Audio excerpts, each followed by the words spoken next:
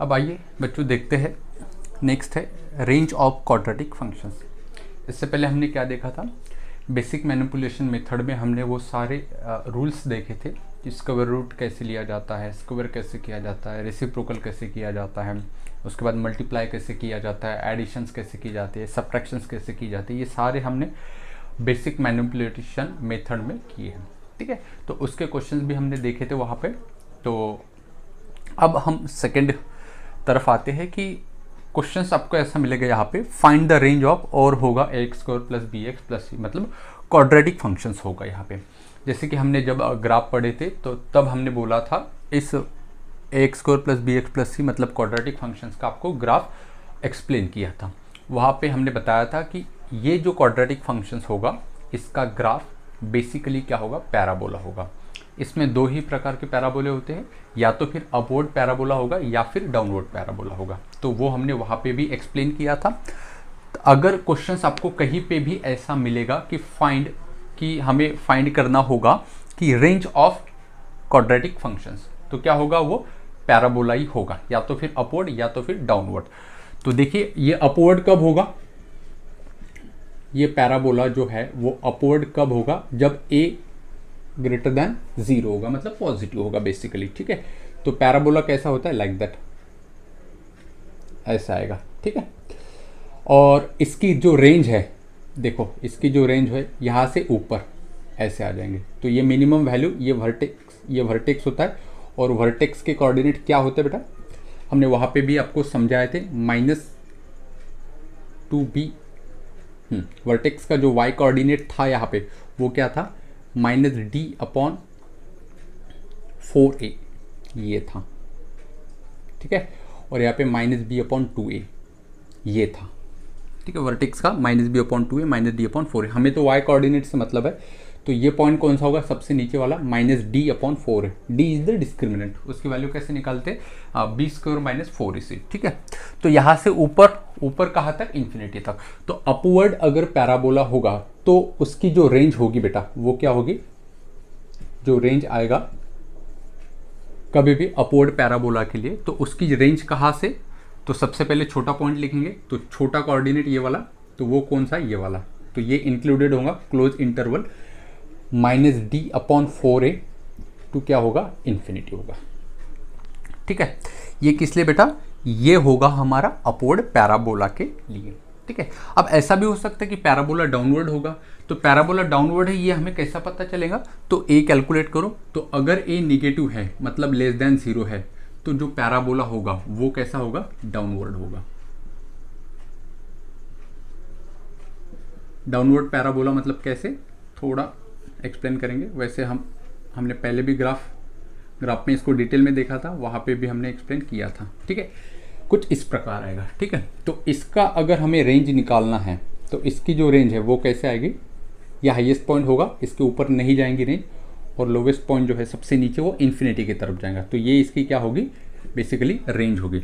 तो ये जो पॉइंट होता है ये अगेन वर्टेक्स होता है, और वर्टेक्स के कोऑर्डिनेट क्या होता है, तो वर्टेक्स के कोऑर्डिनेट -b/2a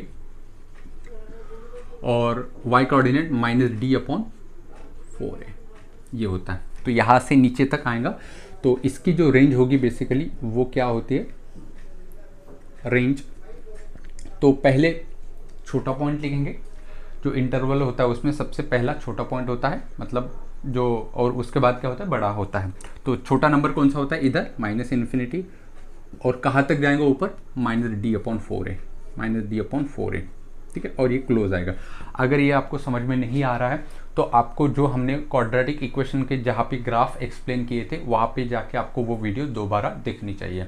ठीक है, तो इस प्रकार से क्या होता है, किसी भी क्वाड्रेटिक फंक्शंस का अगर हमें रेंज फाइंड करना है तो बस हमें ये फॉर्मूला याद रखो, -d/4a, किस लिए, अपवर्ड पैराबोला के लिए, और डाउनवर्ड पैराबोला के लिए क्या होगा, -इन्फिनिटी टू -d/4a। ठीक है, d क्या होगा बेटा यहाँ पे, तो d इज डिस्क्रिमिनेंट, और डिस्क्रिमिनेंट डेल्टा भी हमने यूज़ किया है बहुत बार, तो क्या होता है वो b² - 4ac ये होता है, d इज द डिस्क्रिमिनेंट।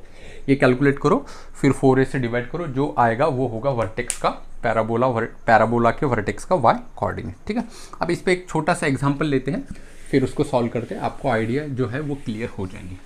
ठीक है, चलिए इसी पे एक क्वेश्चंस लेते हैं। क्वेश्चंस कैसा आएगा यहाँ पे बच्चों कि फाइंड द रेंज बोलेंगे आपको कि रेंज फाइंड करना है और एक क्वाड्रेटिक आएगा। जैसे फाइंड द रेंज ऑफ, और क्वेश्चन है x² - 3x + 2। ये क्वेश्चन है f ऑफ x = या फिर f ऑफ x हो या फिर y हो, एक ही चीज़ है, ठीक है। इसकी हमें क्या निकालना है, रेंज निकालना है। तो सबसे पहले मेरा काम क्या होगा, जैसे ही मुझे क्वेश्चन दिखा तो मैंने इसको देखा कि ये क्वाड्रेटिक है, ठीक है। जैसे ही क्वाड्रेटिक है तो a की वैल्यू कितनी है यहाँ पे, a = 1, और जो 1 है वो ग्रेटर देन 0 है। देयरफॉर पैराबोला कैसा होगा बेटा, यहाँ पे पैराबोला जो होगा वो क्या होगा, यहाँ पे अपवर्ड होगा, ठीक है। तो अपवर्ड होगा। अब हम इसका d कैलकुलेट कर लेते हैं। d इज क्या होता है, डिस्क्रिमिनेंट, मतलब b² - 4ac।